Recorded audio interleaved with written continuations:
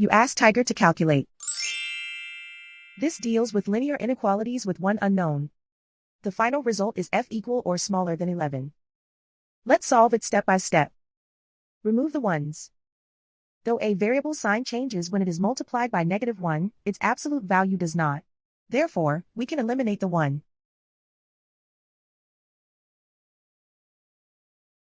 Convert the f into a positive number.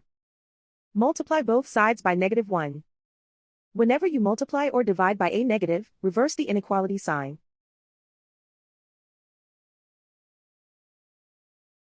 Remove the ones.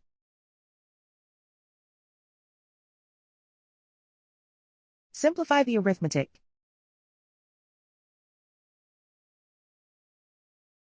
Plot the solution on a coordinate grid.